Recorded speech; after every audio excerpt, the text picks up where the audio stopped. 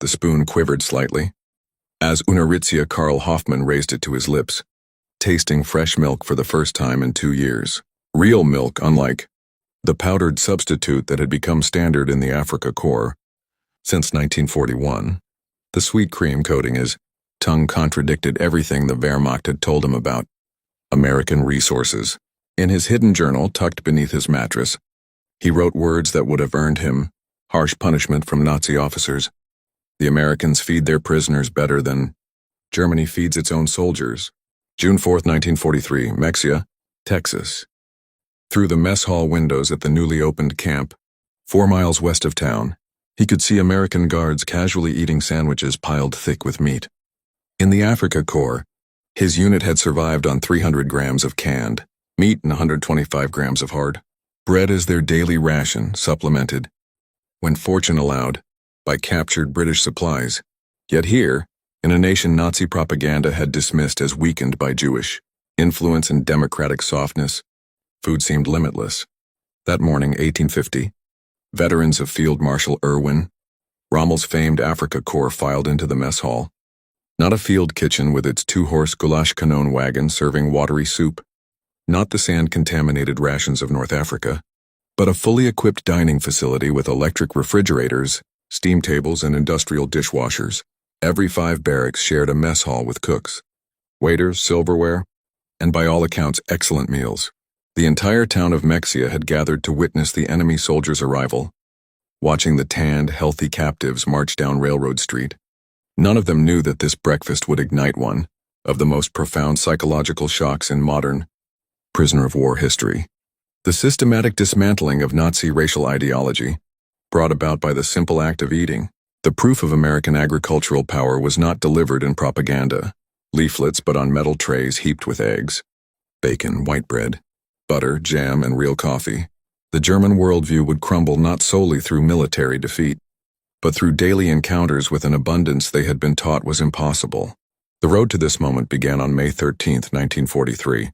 In Tunisia, General Jürgen von Arnim, who had replaced the recalled Desert Fox, surrendered along with some 275,000 German and Italian soldiers. The Afrika Korps, who had once driven the British back to the gates of Cairo and earned even Montgomery's grudging respect, were suddenly prisoners. Among them was Obergefreiter Franz Müller, holder of the Iron Cross Second Class, veteran of the Poland and France campaigns, and survivor of 2 harsh years in the North African desert.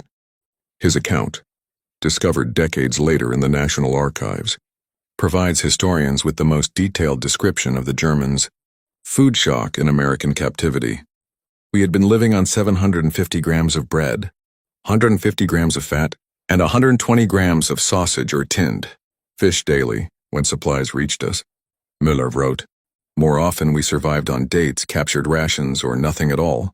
The journey from defeat to revelation began in the collection cages at Tunis, and Müller and 30,000 other prisoners waited in makeshift camps for transport. American logistics were already unraveling their assumptions. The U.S. Army processed thousands of POWs daily with organizational precision that surpassed anything the Wehrmacht had achieved, even at its peak. But it was the food that delivered the first blow." Feldwebel Hans Kleene, captured with the 15th Panzer Division, wrote to his wife 6 months later from Camp E. McCain in Mississippi, "In the cages at Tunis, while we waited for ships, the Americans gave us white bread with our meals." White bread. In Africa, we ate knekkebrot, a hard whole wheat cracker, when we were lucky. The American guards consumed more bread at each meal than my squad saw in a week. The Liberty ships that ferried them across the Atlantic were themselves monuments to American production, built at a rate of 3 per day at peak output.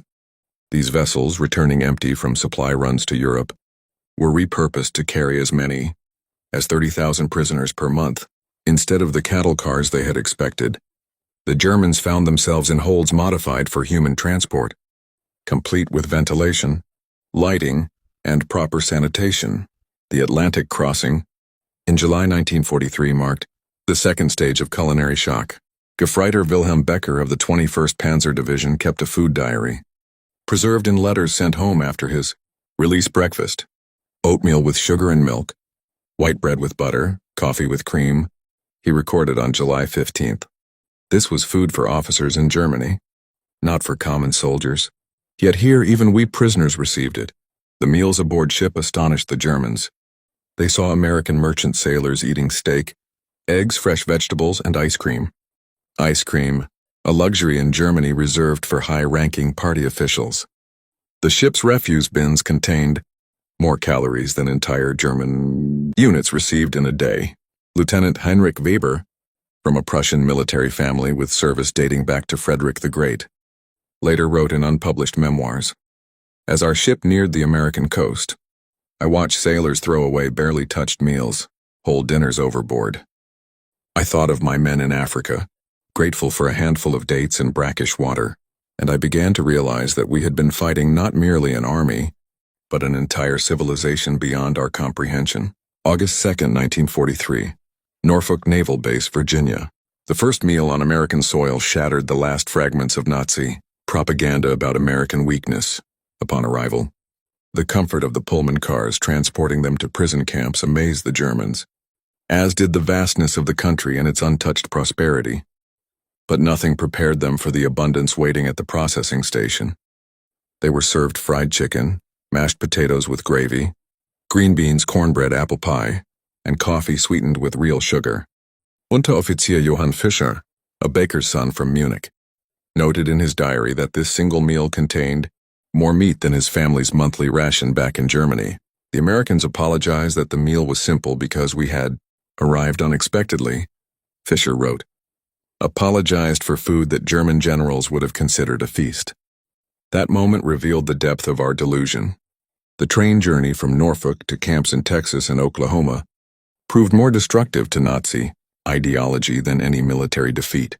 As the trains rolled through Virginia, North Carolina, Tennessee, and Arkansas, prisoners pressed their faces against the windows, witnessing an America that Nazi doctrine had insisted could not exist. At every stop, they saw railroad workers eating meat sandwiches, drinking Coca-Cola, and smoking cigarettes without the slightest concern for rationing. In Memphis, Tennessee, they watched as a dining car was loaded with provisions, sides of beef, crates of eggs, sacks of potatoes, boxes of fresh vegetables. The supplies for one train exceeded what entire German divisions had received in a month in North Africa. Stabsgefreiter Rudolf Richter, an agricultural inspector from Westphalia before his conscription, documented the scene. The amount of food transported daily on American railways could feed all of Germany. I saw freight cars filled with wheat, refrigerated cars full of meat and milk, entire trains devoted solely to moving food from farms to cities, with no guards, no special protection. Food moved as steadily as flowing rivers. September 19, 1943, Camp Hearne, Texas. Arrival at the permanent camps delivered the next level of psychological demolition through food. The United States sought to make life as tolerable as possible for POWs for two reasons: to ensure reciprocal treatment of American prisoners and to win the goodwill of Germans, who would one day help rebuild Europe. The mess hall surpassed anything most German soldiers had known, even before the war. Electric refrigerators hummed constantly. Industrial dishwashers cleaned thousands of plates. Steam tables kept food hot for hours, and massive mixers kneaded dough for fresh bread daily. By the Geneva Convention, POWs were entitled to food, clothing, and medical care equal to that of their captors. At Camp Swift, Texas, Unteritzia Karl Hoffman was assigned to kitchen duty. What he saw there haunted him for decades. Today we disposed of 300 pounds of food, he wrote on September 23rd. Not spoiled food, but simply surplus from overcooking. American regulations require preparing 10% more than necessary to guarantee every prisoner a full portion. The extra is discarded. The posted ration scale read like fantasy. 3/4 of a pound of meat per day, 1 pound of potatoes, 1/2 pound of vegetables, 3/4 of a pound of bread, plus sugar, coffee, milk, butter, and eggs. The cost of feeding prisoners was managed carefully, with farmers employing POW laborers paying 45 cents per hour per man to help offset the millions spent on the program. Feldwebel Hans Klein, now at Camp McCain in Mississippi, described the meals. For breakfast, we receive oatmeal or cornflakes with milk and sugar, scrambled eggs, bacon, toast with butter and jam, coffee with cream. For lunch, always meat with vegetables, potatoes or rice, bread, and dessert. For dinner, more meat, more vegetables, soup, bread, and coffee. On Sundays, we are served chicken or turkey with all the traditional accompaniments. The prisoners soon realized that American military rations far exceeded what German civilians had received even before the war. German civilian rations had dropped to 2,178 calories in 1942, 43 and to 1981 calories in 1943-44, while German POWs in American camps were consuming more than 3,000 calories daily. At Camp Clinton, Mississippi, where the highest-ranking German officers, including 25 generals, were housed, the situation was even more extraordinary. General von Arnim, Rommel's replacement, lived in a house, furnished with a car and driver. The generals had personal cooks and could request special meals. They dined on steaks, roasted chicken, fresh fish, and vegetables unavailable to German civilians since 1940. Even the enlisted men's rations astonished the prisoners. Obergefreiter Franz Müller wrote from Camp Shelby, "Today for lunch we had fried catfish fresh from the Mississippi rivers. With it came coleslaw, hush puppies, fried cornbread, green beans, and peach cobbler for dessert. The Negro soldiers who serve us eat the same food. In Germany, we were told Americans starved their Negro population." Another propaganda fabrication exposed. October 1943. By autumn, German POWs were working on American farms, and what they witnessed there completed the destruction of Nazi agricultural myths. From 1943, when prisoners began arriving in large numbers, until the end of the war in 1945, POWs in Texas picked peaches and citrus fruit, harvested rice, cut timber, baled hay, threshed grain, and gathered pecans. At a dairy farm outside Huntsville, Texas, Unteroffizier Ernst Wagner watched in disbelief as the farmer dumped hundreds of gallons of milk. Because the processing plant could not handle the surplus, he poured it onto the ground without hesitation. Wagner wrote, "Milk that German. Mothers would have begged for their children was used to irrigate fields." When I protested, the farmer explained that there was simply too much production. If it all reached the market, prices would collapse. Roughly 12,000 POWs were held in Nebraska, working across the road from farms, stacking hay and harvesting sugar beets. Gefreiter Paul Schmidt, assigned to a corn farm, noted, "The farmer's chickens eat grain without restriction. The cats drink fresh milk daily. The dogs are given meat scraps that would sustain a German family for days." Many American farmers who hired POW labor invited them into their homes for meals, which was allowed as long as guards were present. These farm kitchen meals delivered perhaps the most devastating psychological shock of all. Farmers laid out overwhelming spreads, platters of fried chicken, bowls of mashed potatoes dripping with butter, green beans cooked with ham, corn on the cob, biscuits with gravy, multiple varieties of pie, pitchers of cold milk, and endless coffee. Christmas 1943. At Camp Hearne, Texas, the holiday meal dealt a psychological blow from which many never recovered. The menu read like a dream: roast turkey with stuffing, honey-glazed ham, mashed potatoes with giblet gravy, candied sweet potatoes, green beans, corn, cranberry sauce, fresh rolls with butter, mince pie, pumpkin pie, apple pie with ice cream, coffee, milk, and apple cider. Feldwebel Hans Kleiner wrote from Camp McCain, "We ate until we were sick. Not from bad food, but from the overwhelming quantity. Our stomachs, trained by years of deprivation, could not handle it." Men wept while eating, thinking of their hungry families at home. The contrast with German rations was stark. German POWs held by Germany itself received 9 pounds of potatoes per week, along with 5 pounds of bread and 2.5 pounds of cabbage, supplemented by small amounts of margarine and ersatz coffee made from acorns. Meanwhile, German prisoners in the U.S. were enjoying nutrition, levels unknown since peacetime. March 1944. With spring came an even greater bounty. Fresh vegetables appeared daily: lettuce, tomatoes, cucumbers, radishes, carrots, celery. Fruits that had been unimaginable luxuries in Germany filled the tables. Oranges, grapefruit, bananas, strawberries in season. The variety alone stunned men accustomed to monotonous military rations.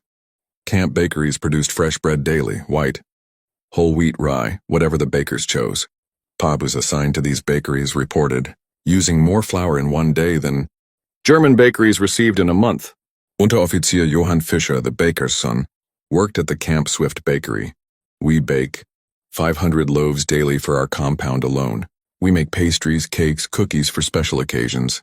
The sugar we use for a single day's desserts would have supplied a German bakery for months. Summer 1944. The Normandy invasion brought word that Germany was now fighting on 3 fronts. Yet the food situation in American POW camps remained unchanged. If anything, it improved as more prisoners were sent to farms and saw firsthand the scale of American production. In Nebraska, men working the sugar beet fields discovered that a single county produced more than several German provinces combined. At a canning factory in Arkansas, POWs saw tons of perfectly edible peaches rejected for minor blemishes. At Fort Lewis, Washington, another group of Germans had similar revelations.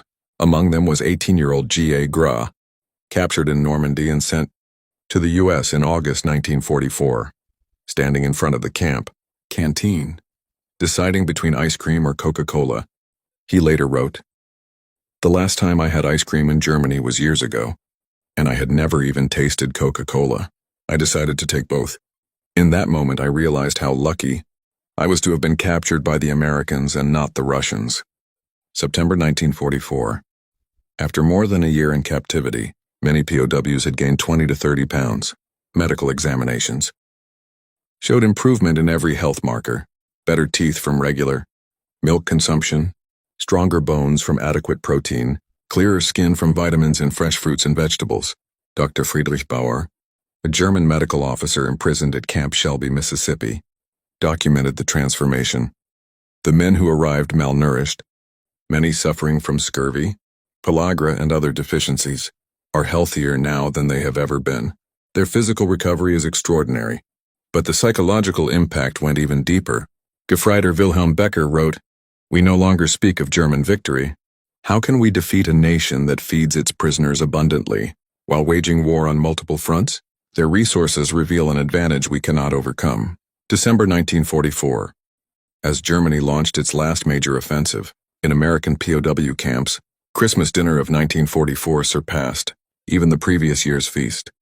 Turkey, ham, roast beef, and all the traditional side dishes were served, along with special holiday treats: fruitcakes shipped from bakeries across the U.S., candy canes, chocolate, real chocolate, not the ersatz variety made from turnips that had become common in Germany, nuts, and fresh fruit. At Camp Clinton, Mississippi, Italian POWs who had switched sides after Italy's surrender were even allowed to prepare special pasta dishes for the holiday. German prisoners watched as their former allies, now cooperating with Americans, cooked with ingredients long vanished from German kitchens: olive oil, real cheese, fine white flour. May 8, 1945, Victory in Europe Day. The war was over, yet the food revelations continued. German prisoners learned that throughout the conflict, American civilians had never endured real hunger. Meat, sugar, and coffee had been rationed, but no American had faced starvation. U.S. agriculture had been so vast, so secure that war scarcely touched its reserves. In May 1945, the office of the Provost Marshal General finally restricted food in POW camps and ended canteen sales, largely because American civilians complained that prisoners were eating too well. Yet even with reduced portions, German POWs still received more food than civilians, and Germany would see for years after the war. The statistics told the story clearly. German prisoners in America consumed an average of 3,200 calories per day. German soldiers in combat were supposed to receive 3,600 calories daily, but in reality, supplies rarely met that standard. By 1945, German civilians survived on less than 1,412 calories per day. American camps provided about 3/4 of a pound of meat per prisoner per day, while the German military ration often included only 120 grams of sausage or tinned fish when available. The contrast between American abundance and German scarcity became the most powerful argument against Nazi ideology, not through speeches or propaganda, but through daily lived experience. Summer 1945. As German POWs prepared for repatriation, many begged to stay in America. They had seen an agricultural system that transformed their understanding of what was possible. Hans Wacker, a prisoner at Fort Robinson, Nebraska, later remembered life in the camps was an improvement for many of us who had grown up in cold water flats in Germany. We discovered running water, central heating, and abundant food. Our treatment was excellent. The re-education program worked best not in classrooms but at the dining tables. Each meal contradicted Nazi teachings about American weakness. Every satisfied appetite weakened our belief in racial superiority and the supposed inefficiency of democracy. Dr. Walter Schreiber, a former Wehrmacht colonel and agricultural economist, later calculated, the food America gave to German prisoners could have sustained the entire Sixth Army at Stalingrad. Their agricultural surplus could have fed all of occupied Europe. We never understood we were fighting a nation that had solved humanity's oldest problem, how to feed everyone. Between 1945 and 1946, 371,683, German POWs were repatriated from American camps. They returned to a homeland that was divided, devastated, and starving, but they carried with them invaluable lessons. They had seen that prosperity was possible, that a society could nourish all its citizens, that democracy could create abundance rather than chaos. Many former POWs became leaders in West Germany's post-war agricultural transformation. Hans Müller, once imprisoned at Camp Shelby, introduced American farming methods to Bavaria, raising crop yields by 40% within 5 years. Wilhelm Fischer from Camp McCain helped build food distribution systems modeled on American logistics. Friedrich Bauer advocated for national nutrition standards based on what he had observed in U.S. camps. After the war, about 5,000 former German POWs immigrated permanently to the United States, and thousands more would have come if allowed. They sought not only opportunity, but the food security they had first encountered as captives. October 1947, Fort Lewis, Washington. Among the last POWs to be repatriated was G.A. Gras, who had spent 3 years in captivity. Decades later, he returned as a successful businessman, but he never forgot the moment he first stood in front of the camp canteen, choosing between ice cream and Coca-Cola, luxuries his family in Germany could only dream about. We were always treated fairly, given sufficient food, and paid 80 cents a day that allowed us to buy cigarettes, chocolate, ice cream, and Coca-Cola, he wrote 73 years later. These were things my mother and sister in Germany could only imagine. 1985, Austin, Texas. At the 40th anniversary reunion of German POWs, more than 500 former prisoners returned to America, many with their families, to show them where their transformation had begun. Former Unteroffizier Karl Hoffmann, now 78 and an American citizen since 1955, delivered a speech that distilled their experience. We came to America as soldiers of the Third Reich, convinced of our racial superiority, certain that democracy was weak. We left as witnesses to a deeper truth. America's strength came from its agricultural productivity, not racial purity. Every meal we ate in the prison camps challenged our beliefs. The Americans fed us, their enemies, better than Hitler ever fed us, his soldiers. They had such surplus that waste was routine. This was not meant as mockery. It was simply reality. We learned that a nation capable of feeding its enemies without strain had achieved true victory. A society with such resources had defeated scarcity itself. We returned to Germany knowing our entire worldview had been a deception. America had prevailed through agricultural power and industrial might. We who had marched as conquerors were transformed by abundance beyond imagination.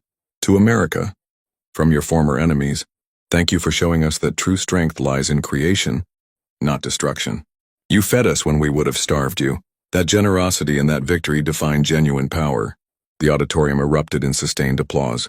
Americans and Germans together, former enemies united by the recognition of a transformation that had begun with a simple meal in June 1943. The story of German POWs and American food reveals how profound change can come not from argument but from lived experience. German soldiers who witnessed the scale of American agricultural abundance became living proof of democracy's practical success. Their transformation began not with political instruction, but with daily meals. Not through propaganda, but through tangible reality. Each serving of food undermined Nazi ideology more effectively than any formal re-education program ever could. The change was so deep that when former POW G.A. Gray returned to Fort Lewis in 2017 at the age of 91, he rode a bicycle across the base carrying signs that read, USA, the country and its people. You are my first and final love. He recalled, It was in August 1944, when I first came here as a prisoner of war. We were always treated fairly, given enough food and paid 80 cents a day. That allowed us to buy cigarettes, chocolate, ice cream, and Coca-Cola. Things my mother and sister in Germany could only dream of. That's why, 73 years later, I have come back to say thank you, America. I will never forget Colonel William Purcell, Deputy Garrison Commander of Joint Base Lewis McChord, greeted him with these words: "You remind us that how we treat others defines who we are. There are moments even today when we may be tempted to forget that. You show us that this is a lesson that must never be forgotten." The German POWs encountered American agricultural might firsthand, and it reshaped them. They had arrived as enemies, but departed as witnesses, and many later returned as immigrants and allies. Their children grew up in a democratic Germany aligned with the United States, a partnership born from generosity rather than vengeance. The camps themselves left little physical trace. Most were dismantled after the war, their buildings sold off or demolished, their land returned to farming or other uses. Yet their impact endured, in the memories of those who had lived through them, and in the democratic reconstruction of Germany that followed. The Marshall Plan, which later fed and rebuilt Europe, simply extended the lesson, first learned in POW camps, that generosity and victory fosters lasting peace. Former prisoners who went on to succeed in post-war Germany often credited their American camp experience as transformative. They had witnessed prosperity built through cooperation rather than conquest. They had seen people of different races working together productively. They had discovered that democratic systems could generate abundance rather than chaos. These lessons, absorbed daily at the dining table, proved more powerful than any ideological lectures. Dr. Arnold Kramer, the foremost historian of German POWs in America, concluded, "America won the propaganda war not with clever slogans, but through undeniable reality. Every meal, every electric light, every working toilet stood as an argument against Nazism. The POWs were persuaded by the prosperity they could see, touch, and taste. The numbers alone tell part of the story. Yes, 371,683 German prisoners were held in America. Yes, they contributed 14 million man-days of agricultural labor. Yes, fewer than 1% attempted escape. But the real story was one of human transformation, achieved through the simple act of being well-fed and treated with dignity. When historians explain West Germany's democratic success, they often cite the Marshall Plan, denazification, or the Soviet threat. Too often they overlook the 370,000 German soldiers who returned home carrying direct memories of American democracy in practice, fair treatment, food shared even with enemies, and a system that worked better than anything they had known. These men became unintentional ambassadors of democracy, influencing families, communities, and future leaders. They had lived inside the supposed enemy system and found it superior in every way. By the time the last German prisoner left American soil in 1946, they had left behind a remarkable record.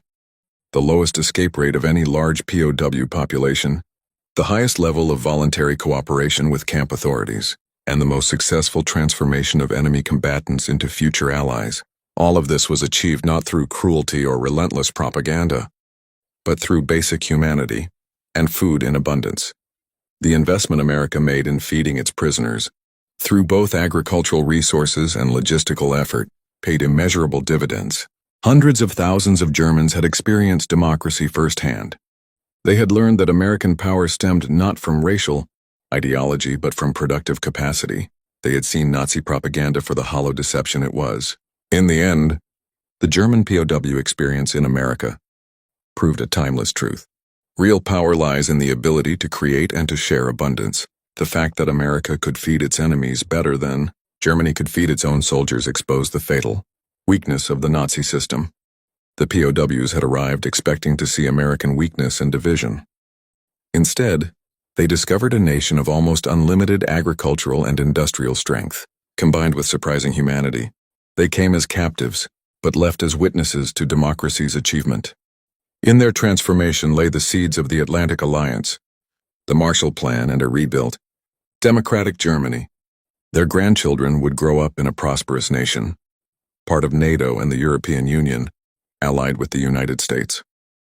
And it all traced back to that moment in June 1943, when hungry Afrika Korps soldiers were served their first American meal and realized their entire worldview had been built on lies. Food had shaped the war's outcome as decisively as weapons. Meals had won hearts as surely as battles. In that victory lay the foundation for enduring peace, not forged through threats, but through the promise of shared prosperity. The German POWs had been astonished to find American prison, food superior to Wehrmacht rations. But in that astonishment came transformation.